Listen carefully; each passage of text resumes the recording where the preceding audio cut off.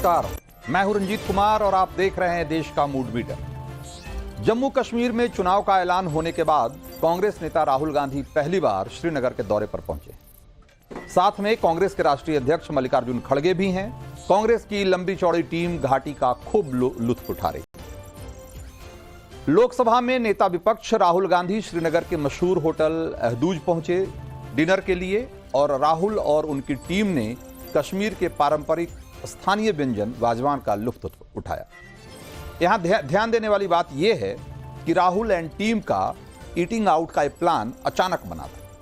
देर शाम को राहुल के मन में आया और फिर वो अपनी पूरी टीम के साथ निकल पड़े शहर के व्यस्त और फैशनेबल रेजिडेंसी रोड इलाके में, जिसके चलते व्यस्त रेजिडेंसी रोड पर राहुल के आगमन के लिए सिक्योरिटी एजेंसियों को जल्दी से तैनाती करनी पड़ी। वीवीआईपी का मामला था, इसलिए ट्रैफिक को थोड़ी देर के लिए बगल के मौलाना आजाद रोड पर मोड़ा गया। अब यहां समझने वाली बात यह है कि एक तो कश्मीर का श्रीनगर, ऊपर से व्यस्त इलाके में आनन फानन में बना हाई प्रोफाइल विजिट का प्रोग्राम, लेकिन राहुल गांधी और उनकी टीम बिना किसी दिक्कत के बड़े आराम से श्रीनगर के पुराने रेजिडेंसी इलाके में घूमती फिरती रही, जो लाल चौक से एकदम पास में। और ये वही लाल चौक है जहां कुछ साल पहले तक तिरंगा फहराने के लिए भी एक सिक्योरिटी की जरूरत पड़ती थी। लेकिन आज लाल चौक पर राहुल गांधी अपनी मर्जी से, अपने हिसाब से, मन मुताबिक घूम फिर रहे हैं। रात 11 बजे आइसक्रीम का लुत्फ ले रहे हैं। आइसक्रीम की इस दुकान से लाल चौक का ऐतिहासिक क्लॉक टावर सिर्फ 100 मीटर दूर है। राहुल गांधी और उनकी टीम ने अगर थोड़ा गौर से देखा होता तो लाल चौक के क्लॉक टावर में वक्त के बदलाव को नोटिस किया होता, और तब राहुल गांधी वो नहीं कह रहे होते जो उन्होंने आइसक्रीम खाने के बाद कहा। राहुल गांधी ने क्या कहा, सुनिए और सोचिए। चुनाव में नरेंद्र मोदी जी की कॉन्फिडेंस को इंडिया गठबंधन ने खत्म कर दिया।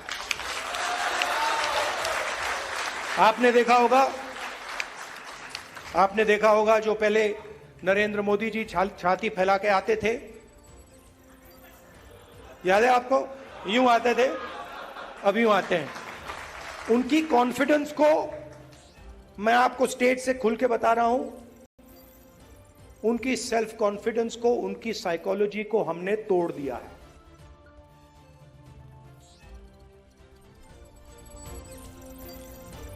तो राहुल गांधी कह रहे हैं कि उन्होंने पीएम मोदी के कॉन्फिडेंस को तोड़ दिया है, लेकिन राहुल थोड़ा लॉजिकली इस मामले को अगर देखते तो शायद ऐसा नहीं कहते। आज राहुल गांधी जिस कॉन्फिडेंस से रात के वक्त अचानक प्रोग्राम बनाकर लाल चौक पर आइसक्रीम खाने पहुंच जाते हैं, क्या यह मोदी के नीतियों की जो बेहतर हुई सुरक्षा व्यवस्था है उसकी वजह से उसका कॉन्फिडेंस नहीं?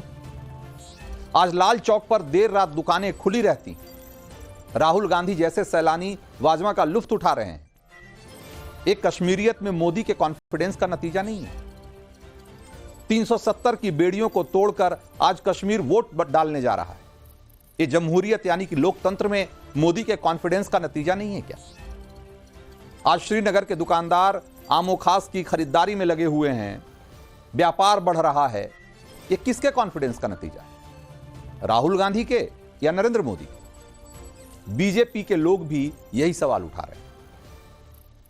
राहुल गांधी आए हैं और मैंने देखा है कि वो आइसक्रीम खा रहे हैं। उन्हें धन्यवाद करना चाहिए नरेंद्र मोदी जी का कि जिन्होंने श्रीनगर को स्मार्ट सिटी बनाया है और शांत सिटी बनाया है, विश्वास वाला सिटी बनाया है। जहां कभी पत्थरबाजों का गढ़ होता था, वो लाल चौक जहां पत्थरबाज पाकिस्तान का झंडा चढ़ा देते थे, आज वहां पर टूरिस्ट हब बना है, टूरिस्ट पॉइंट बना है। और राहुल गांधी जी भी वहां जाकर आइसक्रीम खा रहे हैं। आज कश्मीर पहुंचकर राहुल गांधी बोल रहे हैं कि मोदी का कॉन्फिडेंस हिल चुका है, लेकिन आंकड़े बता रहे हैं कि 370 हटाने वाली मोदी सरकार में घाटी में दहशतगर्दी कम हुई है, पत्थरबाजी खत्म हुई है, और बढ़ा है तो भरोसा बढ़ा है। मोदी के कश्मीर में लोगों का भरोसा बढ़ा। आपको कुछ आंकड़े बताना चाहता हूं। पत्थरबाजी 99% कम हो गई है। आपने शायद ही कभी सुना होगा पिछले कुछ सालों में, 4-5 सालों में, कि वहां कोई पत्थरबाजी हुई। सुरक्षा कर्मियों की शहादत 56% कम हुई है। आतंकियों की भर्ती भी करीब 25% कम हुई है। अलगाववादी हड़ताल जो आए दिन होते थे 86% तक कम हो गई। आतंकी घटनाओं में 32% की कमी आई है। हथियारों की बरामदगी 77% तक कम हो गई है। और बढ़ा क्या है? बढ़ा है रोजगार, 30,000 नई नौकरियां, निवेश 70-80 हजार करोड़ के निवेश की बात चल रही है। बढ़ा है क्या? जीएसटी कलेक्शन 127% बढ़ गया। 2,27,000 करोड़ का जीएसटी कलेक्शन है कश्मीर से। ये 127% ज्यादा है। अब जाहिर सी बात है कि लोग उद्योग धंधे चला रहे हैं, कारोबार कर रहे हैं, तभी तो जीएसटी दे रहे हैं, वरना कोई फ्री का जीएसटी तो सरकार को दे नहीं रहा है कश्मीर में। तो एक कश्मीर की बदलती फिजा, बदलते हुए हालात की तरफ इशारा नहीं करते क्या? लेकिन इन आंकड़ों को राहुल गांधी देखना समझना नहीं चाहते। क्या सिर्फ इस वजह से कि कश्मीर में बेहतरी की बात करेंगे तो उनके जो नए साथी हैं वो नाराज हो जाएंगे? और खबर आ चुकी है कि कांग्रेस और नेशनल कॉन्फ्रेंस जम्मू कश्मीर विधानसभा चुनाव मिलकर लड़ेंगे। आज राहुल गांधी से मुलाकात के बाद नेशनल कॉन्फ्रेंस के मुखिया फारूक अब्दुल्ला ने इसका ऐलान भी कर दिया। एटमॉस्फेयर में मुलाकात की और जो अलायंस है वो ऑन ट्रैक है और इंशाल्लाह ये बिल्कुल अच्छी तरह से अलायंस चलेगी। सीट्स का क्या हुआ है? सीट्स का भी बहुत अच्छा अरेंजमेंट फाइनल हुआ अलायंस आपने? जी हाँ, फाइनल हो गया है। गठबंधन हो रहा है। मैं चाहता हूं कि जो भी गठबंधन हो उससे हमारे कार्यकर्ताओं को, सिपाहियों को और हमारे कमांडर्स को रिस्पेक्ट मिले, इज्जत मिले। आप लोग हमारे लड़ते हो और यह विचारधारा की लड़ाई है। कांग्रेस पार्टी की विचारधारा और आरएसएस की विचारधारा के बीच में लड़ाई है। तो अब जब राहुल गांधी अब्दुल्ला फैमिली के साथ हाथ मिला चुके हैं तो उम्मीद है कि उन्होंने नेशनल कॉन्फ्रेंस का मैनिफेस्टो भी पढ़ लिया होगा, जिसमें लिखा है कि सरकार बनी तो आर्टिकल 370, धारा 370 फिर से लागू करेंगे। 5 अगस्त 2019 से पहले की स्थिति बहाल करेंगे। जम्मू कश्मीर को राज्य का दर्जा दिलाने का प्रयास करेंगे और पाकिस्तान से बातचीत के लिए माहौल बनाएंगे। यह स्पष्ट तौर पे लिखा हुआ है। अब राहुल गांधी से जवाब मांगा जा रहा है कि क्या वो नेशनल कॉन्फ्रेंस के चुनावी वादे से इत्तेफाक रखते हैं? क्या वो मानते हैं कि 370 की वापसी के लिए वो अब्दुल्ला फैमिली के साथ मिलकर अभियान चलाएंगे? जो नेशनल कॉन्फ्रेंस का जो मैनिफेस्टो है उसके बारे में कांग्रेस पार्टी, सोनिया गांधी देश के जनता को बताना चाहिए उनका स्टैंड क्या है। कांग्रेस पार्टी का स्टैंड क्या है आर्टिकल 370 के बारे में। राहुल गांधी लाल चौक पे जाके रात में खाना खाया, किसका देन है, किसके कारण वो इतने रात में जा सके? नरेंद्र मोदी सरकार 10 साल से जो काम किया है इसके कारण से आज लाल चौक में जाते हैं। तो घाटी में 370 की आड़ में नेशनल कॉन्फ्रेंस और पीडीपी के नेता जिस किस्म की राजनीति को बढ़ावा देते आए हैं वो कश्मीर को अलगाववाद की आग में झुलसाता रहा। पीडीपी और नेशनल कॉन्फ्रेंस शायद एक बार फिर से कश्मीर को उसी दौर में ले जाना चाहते। ऐसे में कांग्रेस को स्पष्ट करना पड़ेगा कि उसकी कश्मीर को लेकर उसकी पॉलिटिक्स क्या है। मैं लोकतंत्र की रक्षा करता हूं, पूरे देश में करता हूं, रिप्रेजेंटेशन की रक्षा करता हूं, मगर मेरे लिए जो जम्मू और कश्मीर के लोगों के दिल में दर्द है, दुख है, डर है, उसको मिटाना मेरा लक्ष्य है। ये मेरे लिए पॉलिटिकल बात नहीं है जो आपको सहना पड़ता है, जिस डर में आप जीते हो, जो दुख आपको होता है, इसको मैं, खारगे जी, पूरी कांग्रेस पार्टी हमेशा के लिए मिटाना चाहते हैं। तो राहुल गांधी कश्मीर का दर्द दूर करना चाहते हैं, लेकिन उनकी पार्टी ने कश्मीर में जिस पार्टी के साथ चुनावी गठबंधन किया है उसका एजेंडा एकदम साफ है, और वो है कश्मीर को फिर से पुराने दौर में धकेलना, उस दौर में जिसमें कश्मीर के हाथ में सिर्फ दर्द, निराशा और हताशा ही थी। तो सवाल है कि कश्मीर का दर्द हरने का राहुल गांधी के पास क्या फॉर्मूला है, क्या रोड मैप है? क्या कांग्रेस को भी लगता है कि कश्मीर में धारा 370 की बहाली ही उसकी समस्या का हल है? और भी तमाम सवाल, उन सवालों का जवाब आज तलाशने की कोशिश करेंगे, लेकिन उससे पहले कुछ सवाल आपसे, जिसका कि आज आपको जवाब देना है देश का मूड मीटर में। और वो सवाल कौन से हैं? क्वेश्चन नंबर 1, राहुल गांधी की कश्मीर पॉलिटिक्स को आप कैसे देखते हैं? और ऑप्शन है, अलगाववादियों का हौसला बढ़ाने वाला कदम उठा रहे हैं राहुल गांधी, वहां जिस तरह की राजनीतिक समझौते कर रहे हैं। और ऑप्शन बी है, कश्मीर का विकास नहीं देखना चाहते राहुल गांधी। और ऑप्शन सी है, आम कश्मीरियों की आवाज उठा रहे हैं राहुल गांधी।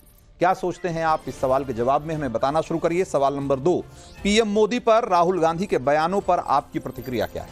और राहुल के बयान अमर्यादित हैं। ऑप्शन बी, मोदी का अपमान करना इंडी गठबंधन की जैसे उनका शगल बन गया है।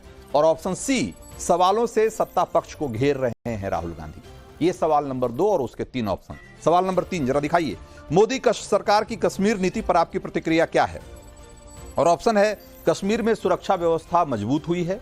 ऑप्शन बी, आतंक और अलगाववाद खात्मे की ओर है। और ऑप्शन सी है, कश्मीर में हालात नहीं बदले। तो आप इन तीनों सवालों के बारे में इसका आपके जवाब क्या हैं, आप हमें बताना शुरू कर सकते हैं। और बताना कैसे है आप अच्छी तरह जानते हैं कि आपके सामने जो टीवी स्क्रीन पर एक QR कोड दिखाई दे रहा है, इससे आप अपने मोबाइल कैमरे से स्कैन करेंगे, वैसे ही आपके सामने इन तीनों सवालों की लिस्ट खुल जाएगी। अपना जवाब भर के उसे सबमिट करिए, आखिर में अपनी डिटेल भी भरिए, क्योंकि उसी के आधार पे हम हर रोज 4 लकी वोटर का भी चुनाव करते हैं। तो आप वोट करना शुरू करिए और हम कश्मीर से जुड़े सवालों को लेकर चलते हैं अपने मेहमानों के पास। हमारे साथ शिवम त्यागी हैं, बीजेपी के प्रवक्ता, इसके अलावा पूर्व केंद्रीय मंत्री और senior Congress leader professor Saifuddin Soz हैं, और लोकेश जिंदल पॉलिटिकल एनालिस्ट के तौर पे हमारे साथ मौजूद हैं। सबसे पहले प्रोफेसर सैफुद्दीन सोज, आपकी पार्टी का नेशनल कॉन्फ्रेंस के साथ समझौता हो गया, इसका ऐलान हो गया। अब ऐसे में क्या ये जरूरी नहीं है सोज साहब कि कांग्रेस से स्पष्ट करे कि कश्मीर को लेकर, धारा 370 को लेकर कांग्रेस का स्टैंड क्या है?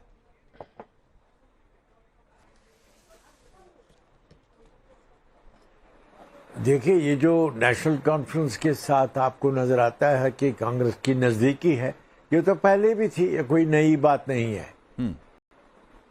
और जहां तक 370 की बात है, उसमें सभी पार्टियों का जो पोजीशन है वो वाज़ेह है। तो नेशनल कॉन्फ्रेंस का आपको पता ही है। तो मैं ब्रॉडली ये भी कहूंगा कि 5 अगस्त 19 को जो कुछ भी हुआ उसमें मरकजी सरकार ने यहाँ के लोगों को कॉन्फिडेंस में नहीं लिया, वो एक तरफा अमल है। और इसलिए यहाँ के मेन स्ट्रीम इस मौके पर कहते हैं कि हमारा वक्त असेंबली में आएगा, हम 5 अगस्त 19 को बहाल कर देंगे। तो ये तो यहाँ के मेन स्ट्रीम ने पहले ही बता चुके हैं। अब जम्मू कश्मीर के लोगों के पास उनका भी इम्तिहान होगा कि क्या असेंबली में पहुंचकर वो ऐसा करेंगे। नहीं तो कांग्रेस एक तरीके से आप ये कह रहे हैं कि कांग्रेस इसके पक्ष में है कि कश्मीर में धारा 370 की पुनर्बहाली हो, फिर से बहाल किया जाए धारा 370। कांग्रेस इस पक्ष में है ना, कांग्रेस की ये पॉलिसी है ना। फिर तो देखिए, एक बात है, नहीं मैं आपको बताऊंगा, आपकी चैनल में मैं अपनी जाती जिम्मेदारी पे आया हूं। मैंने नहीं कहा कि मैं स्पोक्स पर्सन हूं कांग्रेस पार्टी का, उनका स्पोक्स पर्सन जो है यहाँ का प्रेसिडेंट है। मेरी एक अपनी पोजीशन है पॉलिटिक्स में, और मैं आपको अपना नजरिया बता सकता हूँ। मैं कांग्रेस पार्टी के तर्जुमान नहीं हूँ, मैं तो कांग्रेस पार्टी में हूँ, लेकिन दिलो-जान से हूँ, रहूंगा। मगर पार्टी की तरफ से जो बताएगा वो यहाँ का प्रेसिडेंट बताएगा, या उनका स्पोक्स पर्सन बताएगा। मैं अपनी जात में अपने ख्यालात का जिम्मेदार हूं, वो मैं बताऊंगा जिस तरह आप पूछेंगे। नहीं तो आप क्या चाहते हैं सोच साहब कि क्या कश्मीर में धारा 370 की बहाली फिर से हो? देखिए, ये इतना आसान सवाल नहीं है, और मैं आपको मैथमेटिक्स में बताऊंगा, 2 + 2 4 हो जाते हैं। यहाँ के लोगों ने, जम्मू कश्मीर के लोगों ने, बारी अक्सरियत ने बुरा माना जो कुछ मरकजी सरकार ने 5 अगस्त 19 को किया है। अब इन लोगों का जम्मू कश्मीर के लोगों के सामने इम्तिहान देना जब असेंबली में जाएंगे, उस मौके पर नेशनल कॉन्फ्रेंस, पीडीपी और दूसरी सब जमात जो मेन स्ट्रीम है, उन्होंने कहा हम इसके साथ नहीं है। असेंबली पहुंचेंगे तो 5 अगस्त 19 को बहाल कर देंगे। तो उनको लोगों के सामने वो हैं, जब पहुंचेंगे असेंबली में तो उनको जो लोगों से कहा है तो उसका जवाब उनको देना पड़ेगा। ठीक है, लेकिन मैं एक और चीज देख रहा हूं इसमें जी, ये जो खामोशी है ये स्ट्रेटजी है जम्मू कश्मीर के लोगों की। लेकिन अपने वक्त पर वो बताएंगे, जब असेंबली होगी तो मेन स्ट्रीम का इम्तिहान होगा, शुरू हो जाएगा। ठीक है, उन्होंने ठीक है, मैं 5 फिर से आपके पास आऊंगा। लोकेश जिंदल 19 को जो किया है जी, मरकजी सरकार ने, वो पूछे बगैर किया है। लोकेश जिंदल, मैं जानना चाहता हूं कि अब कि ये तय हो चुका है कि नेशनल कॉन्फ्रेंस के साथ मिलकर चुनाव लड़ेगी कांग्रेस कश्मीर में, क्या नेशनल कॉन्फ्रेंस का जो एजेंडा है, जो उसका मैनिफेस्टो है, क्या उससे इत्तेफाक रखते हैं कि जैसा कि सैफुद्दीन सोज भी कह रहे हैं कि 5 अगस्त 19 के पहले की जो स्थिति है उसको बहाल करना, या एक तरीके से उसको लेकर इस कश्मीर के लोगों में बहुत तरह की बातें हैं जिसको कि चुनाव में बताएगी, लेकिन पॉलिटिकल पार्टी होने के नाते आपको पहले बताना पड़ेगा कि आप क्या सोचते हैं। जनता तो बाद में बताएगी चुनाव के बाद, वोटिंग के दौरान। रंजीत जी, हमारे देश में प्रत्येक नागरिक की एक राजनीतिक अभिलाषा होती है। आज मैं अगर देश में बात करता हूं, विभिन्न राज्यों की, जैसे आंध्र प्रदेश, महाराष्ट्र, कर्नाटक, वहां के मूल रहवासियों की एक राजनीतिक अभिलाषा है कि उनकी संस्कृति का एक राज्य भी हो, जिसमें वे अपने एक संस्कृति का राजनीतिक जो एक पॉलिटिकल एस्पिरेशन जिसको कहते हैं, उसका एक एक्सप्रेशन ढूंढते हैं। तो अगर जम्मू कश्मीर के लोग भी अगर अपना राज्य चाहते हैं तो इसमें किसी भी प्रकार की समस्या नहीं होनी चाहिए। तो जम्मू कश्मीर राज्य के अवधारणा के खिलाफ कौन है? देखिए, जम्मू कश्मीर राज्य की अवधारणा को लेकर तो कोई सवाल नहीं है ना। सवाल तो यह है कि धारा 370 होनी चाहिए या नहीं। रंजीत जी सुनिए, अभी वर्तमान में सरकार ने यूनियन टेरिटरी का स्टेटस दिया है जम्मू कश्मीर। हाँ, और आर्टिकल 243 के तहत जम्मू कश्मीर का जो पूरा प्रावधान है उसमें उसको एक फुल स्टेटहुड नहीं दिया गया है, लेकिन दिए जाने की बात है। और ये कहा गया है कि भाई हाँ, चुनाव के बाद ये एक प्रक्रिया के तहत होगा। रंजीत जी देखिए, जिस तरह से जम्मू कश्मीर का राज्य का दर्जा लिया गया 5 अगस्त को, और जिस तरह से 5 साल तक उसमें किसी भी प्रकार का लोकतंत्र स्थापित नहीं हुआ, और इसके पश्चात अब एक यूनियन टेरिटरी के तरह जम्मू कश्मीर के अंदर इलेक्शंस लड़े जा रहे हैं, उसे एक स्टेटस दिया गया है जो स्टेटस वर्तमान में दिल्ली का है और पौंडीचेरी का है।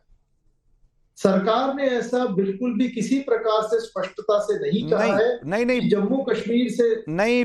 लोकेश जिंदल, आपसे सीधा सवाल है, सीधा जवाब दीजिए कि आपकी सहयोगी पार्टी जो कश्मीर में है उसने अपने मैनिफेस्टो में लिख दिया है कि भाई हम धारा 370 की पुनर्बहाली के लिए लड़ेंगे, हम 5 अगस्त 19 के पहले की स्थिति को बहाल करने के लिए लड़ेंगे। आपको बताना पड़ेगा साहब, आपका गठबंधन है उसके साथ, आपका स्टैंड क्या है, आप इस पर बात करिए ना। रंजीत जी, लोकतंत्र में तो वहां की जनता ये तय करती है कि किस तरह का राज्य का दर्जा उन्हें चाहिए। क्या अगर वे खुश थे कि 370 के दर्जे के साथ में कश्मीर में शांति है, अमन है, और इस तरह का दर्जा कश्मीर की आवाम चाहती है, उसकी जनता चाहती है, तो संविधान के तहत असल लोकतंत्र तभी स्थापित होगा जब वहां की जनता और उसके पॉलिटिकल एस्पिरेशन को हम समझे। आप सवाल गोलमोल घुमा रहे हैं शिवम त्यागी। सवाल का सीधे सवाल का सीधा जवाब देने की बजाय गोलमोल जवाब दिया जा रहा है कि वहां की जनता, वहां के लोगों की एस्पिरेशंस और उनकी चाहत, उनकी इच्छा। भाई मैं कह रहा हूं कि ये एक पॉलिटिकल सवाल है और एक पॉलिटिकल स्टैंड इस पे सामने आना चाहिए, और ये देश के लिए बहुत जरूरी है क्योंकि धारा 370 को लेकर इस देश का एक स्टैंड रहा है। और भाई जब वो सवाल आज फिर से उठने लगा है तो आपको बताना पड़ेगा कि आप किस तरफ हैं, आप इस तरफ हैं कि उस तरफ हैं। ये नहीं बताना चाहते। बिल्कुल ठीक बात है रंजीत जी। एक चीज तो मैं कहना चाहता हूं कि ये जो गांधी खानदान है, इसने जम्मू कश्मीर की बर्बादी में जो रोल निभाया है, मुझे लगता है शायद ही किसी ने निभाया हो।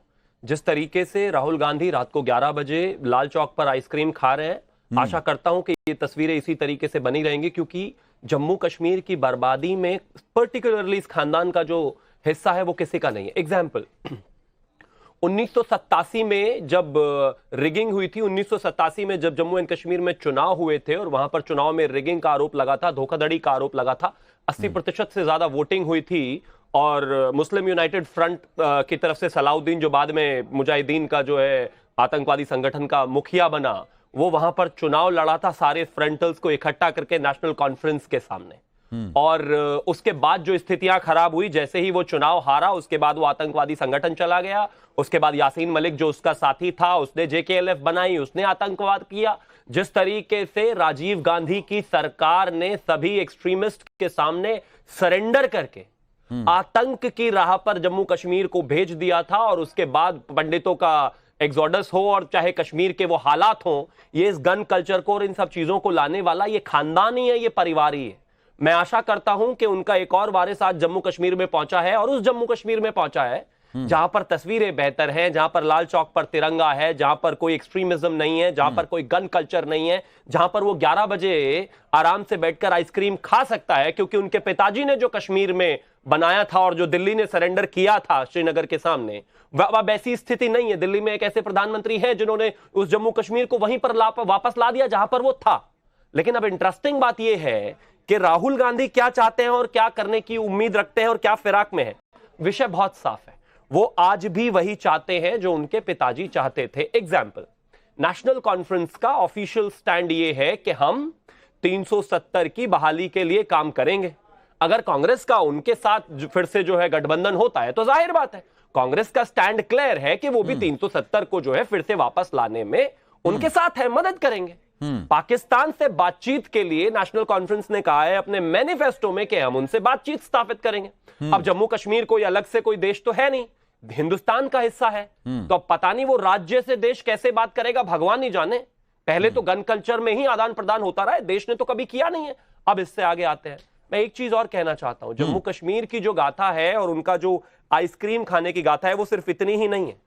सिर्फ राहुल गांधी वहां पर आइसक्रीम खा रहे हैं वो इतनी छोटी सी बात नहीं है। मैं आपको एग्जांपल देता हूं, 2019 से पहले 1619 के बीच में जो है 3 साल में अप्रोक्सीमेटली सेना, पुलिस और सिविलियंस की जो आपस में लड़ाई झगड़े होते थे या मुठभेड़ होती थी, उसमें 124 लोग मरे थे। पिछले 4 साल से एक आदमी नहीं मरा है, एक सिविलियन की जान नहीं गई है, एक। वो कश्मीर हमने बनाकर इनको दिया है। अगर मैं इससे बात करूं, आजादी के बाद से जब तक 370 हटा है, जम्मू कश्मीर में सिर्फ 14,000 करोड़ रुपए का प्राइवेट इन्वेस्टमेंट आया था। रुक जाइए प्लीज, 14,000 करोड़ का। मैं आपके बीच में नहीं, साहब मैं आप ही के पास आ रहा हूं। नहीं, मुझे मौका दीजिए, मुझे मौका दीजिए। 14,000 करोड़ का प्राइवेट इन्वेस्टमेंट था जम्मू कश्मीर में आजादी से 2019 तक। आज अगर मैं मात्र 2 साल की बात करूं तो 81,122 करोड़ रुपए का प्राइवेट इन्वेस्टमेंट वहां पर है। 30 साल में जहां पर फिल्म थिएटर नहीं खुले थे, वहां पर आज जम्मू कश्मीर फिल्म पॉलिसी के तहत 50 से ज्यादा फिल्में बनी है और 4 थिएटर खुले हैं। अब सोच साहब तो दिल्ली आके तो फिल्म देख लेते हैं।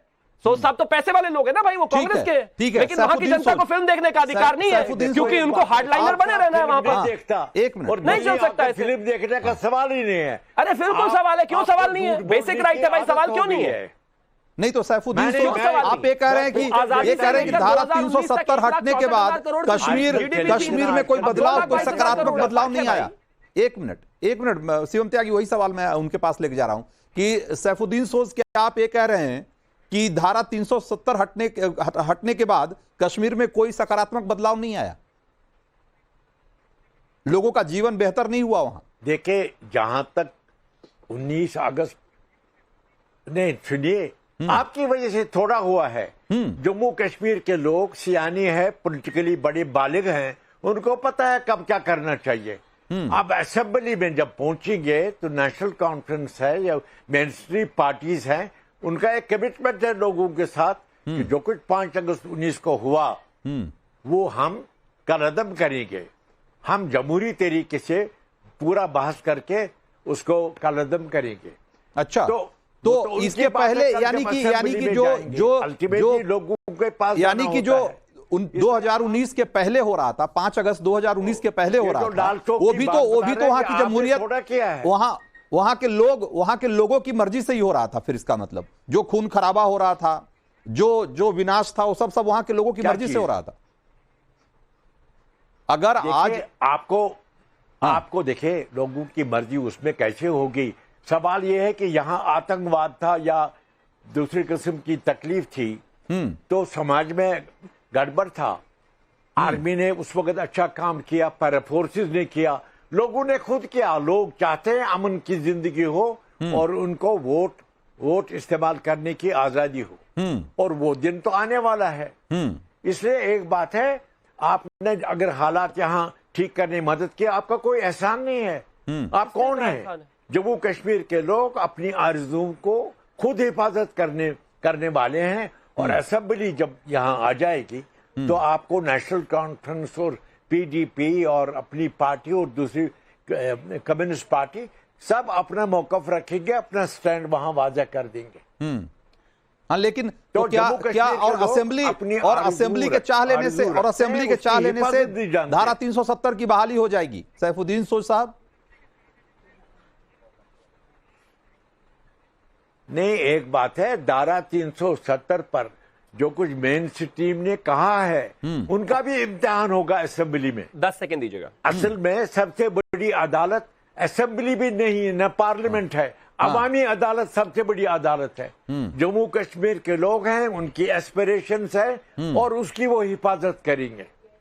तो वो कल दिन होगा जब असेंबली होगी। तो आपके सहयोगी तो कह रहे हैं, नहीं, आपके सहयोगी नेशनल कॉन्फ्रेंस के नेता तो ये कह रहे हैं और उनका मैनिफेस्टो तो ये कह रहा है कि 2019 छोड़िए, हम 1953 के पहले की स्थिति बहाल करेंगे, यानी कि जिसका अपना राष्ट्रपति, अपना प्रधानमंत्री होगा।